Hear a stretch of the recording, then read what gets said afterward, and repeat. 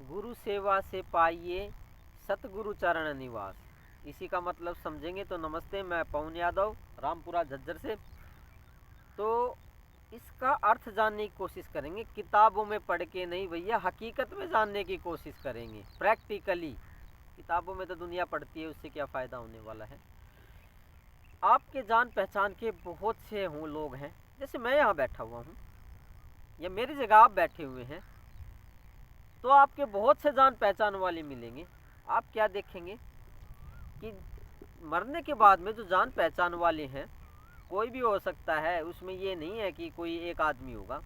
वो मरने के बाद में उसकी दुर्गति हो रही है, वो कुत्ते की योनि में चला है और गया है, और यहाँ पे कुत्ता बन के घूम रहा है। इसी कुदरत में आपके आस ही पास कुत्ता बन के घूम रहा है, टूक टूक के लिए मोहताज हो रहा है।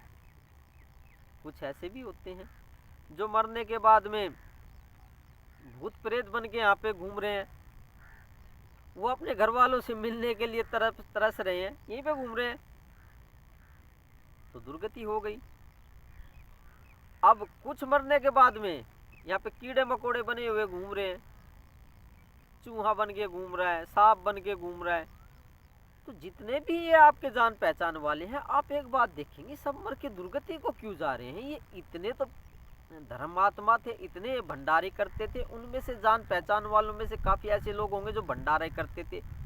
वही कुत्ता बन के घूम रहा है, टूक टूक मांग रहा है। इतने वो मंदिरों में काम करता था, भंडारे करता था, धर्म पूर्ण करता था, और वो खुद कुत्ता बन के घूम रहा है। तो हकीकत को जानने की कोशिश करते हैं यहाँ पे। किताबों की बातों का जिक्र यहाँ पे नहीं करेंगे, शास्त्रों की। तो आपने देखा होगा कि ये जितने भी ये आपके जान पहचान वाले हैं या हमारे जान पहचान वाले हैं, ज्ञान दृष्टि से दिखाई देगी ये बात, तो सभी दुर्गति को जा रहे हैं।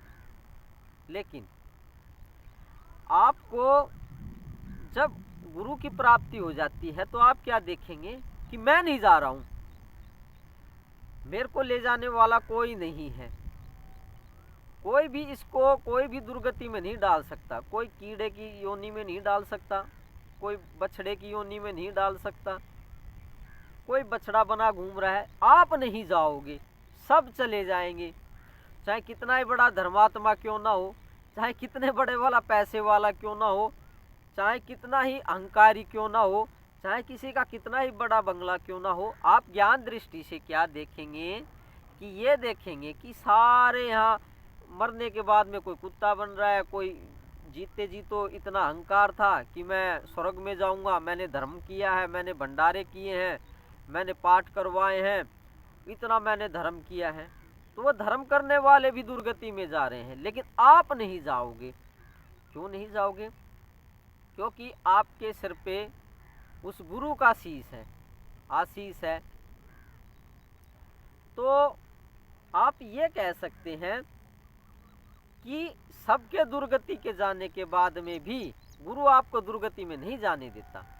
इसी को कहते हैं गुरु सेवा से पाइए सतगुरु चरण निवास।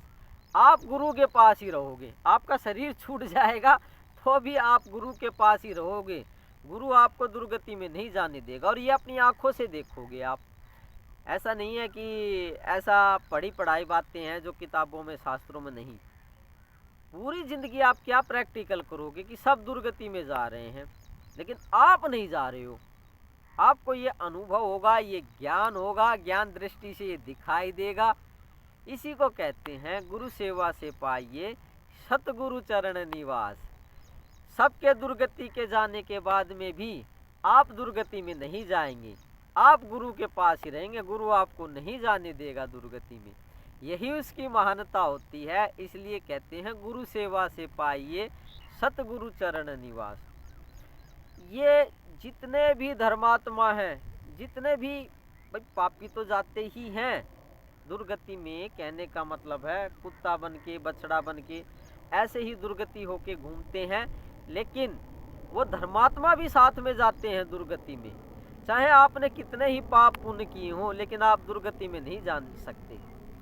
आपने चाहे कितने भी दुष्कर्म किए हों, आपने चाहे लाखों पाप किए हों, तो भी आप दुर्गति में नहीं जा सकते। ये गुरु की महानता होती है।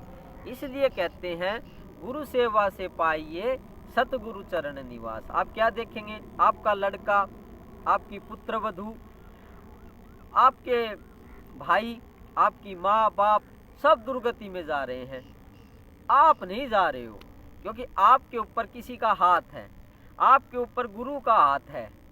आप खुद ही अनुभव करोगे, खुद ही ज्ञान दृष्टि से आपको ये दिखाई देगा कि मैं दुर्गति में नहीं जाऊंगा, और जाने वाले भी नहीं हो। हकीकत बात यही है। ये चीज़ जब दिखाई दे जाती है, ये चीज़ जब अनुभव आ जाती है कि सब दुर्गति में जा रहे हैं जान पहचान वाले, लेकिन मैं नहीं जा रहा हूँ, तो मुँह से जो बात निकलती है वो यही निकलती है कि गुरु सेवा से पाइए सतगुरु चरण निवास। आप गुरु के पास ही रह जाओगे, वो निवास हो जाएगा गुरु के पास में। दूसरी जगह पे, दूसरी योनि में, मान लो दूसरी योनि हो सकती है, कबूतर की योनि हो सकती है, एक कछुए की योनि हो सकती है, एक मछली की योनि हो सकती है, एक कुत्ते की योनि हो सकती है। आप किसी योनि में नहीं जाओगे, आप गुरु के पास ही रहोगे। इसी को कहते हैं सतगुरु चरण निवास।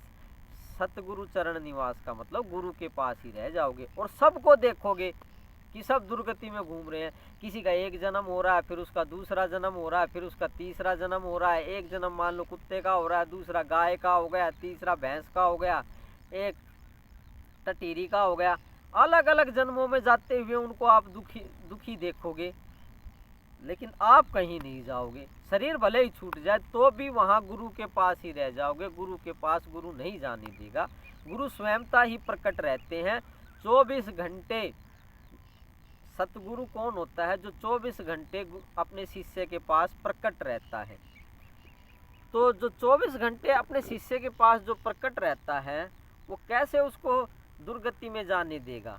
नहीं जाने देता। वो उनमें काबिलियत होती है कि गुरु के अंदर कि वो चाहे तो अपने शिष्य को कहीं नहीं जाने देता। वो अपने पास ही उस जीवात्मा को, अपने शिष्य को रख लेता है और उसको ये जो योनियों के भोग हैं, ये कुत्ते का जन्म हुआ, किसी का आपका जान पहचान वाले का कुत्ते का जन्म हो गया, उसको आप देखोगे कीड़े पड़ रहे हैं, घर घर टूक मांगता घूम रहा है। और आप क्या देखोगे कि जब वो आदमी योनि में था तो बहुत अमीर था, वो बहुत महंगे कपड़े पहनता था, बहुत अच्छा खाना खाता था, अभी कुत्ता बन के घूम रहा है। तो ऐसे ही आप एक उदाहरण से समझे, ऐसे ही आप सबकी दुर्गति होते हुए देखोगे, लेकिन आपकी दुर्गति नहीं होगी। आप क्या देखोगे? आपके सिर पे गुरु खड़े हैं और आपका जन्म ही नहीं हो रहा है। दूसरा, आपका जब जन्म ही नहीं हो रहा है तो आपकी दुर्गति कैसे होगी? आपको ये बात खुद अनुभव में होगी। लेकिन ये जिसका पूर्ण गुरु होता है, ये उसी को बात पता लगती है, उसी को अनुभव होता है, उसी को दिखाई देता है। तो इसी को कहते हैं गुरु सेवा से पाइए सतगुरु चरण निवास। सबको देखो, सबकी दुर्गति होते हुए देखो, लेकिन आपकी दुर्गति नहीं होगी। आपका दूसरा योनि में जन्म नहीं होगा, दूसरी योनि में जन्म नहीं होगा, तो आप कष्ट भी नहीं पाओगे। आप कष्ट नहीं पाओगे तो इसी को कहते हैं गुरु सेवा तो पाइए सतगुरु चरण निवास। तो जी, आपका तो आप देख लीजिए कि जो ये बात बताई है, ये सतगुरु के चरणों में निवास किसी किसी को मिलता है। बाकी तो आते हैं, आदमी का जन्म लेते हैं आपके जान पहचान वाले, और फिर दूसरी योनियों में चले जाते हैं और वहाँ के दुख दर्द भोगते रहते हैं। धूप गर्मी भाई, और भी खाने पीने की भी दिक्कत होती है, और इस कुदरत की मार को झेलते रहते हैं। लेकिन आपका जन्म नहीं होता, गुरु दूसरा जन्म देने ही नहीं देता। तो कष्ट कैसे भोगोगे, कष्ट कैसे पाओगे? तो कष्ट नहीं होगा। तो सतगुरु आप संभाल लेंगे, उनमें काबिलियत होती है, आप उन्हीं के पास रहोगे।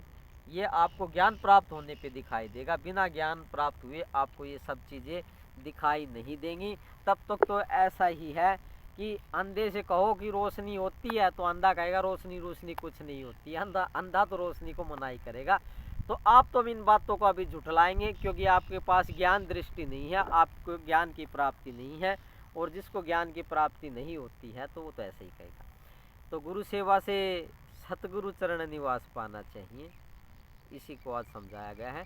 धन्यवाद। कल किसी अच्छे और प्योर सोच पे, विचार पे बात करेंगे। कल के तक के लिए मैं विराम चाहता हूँ। Thank you very much.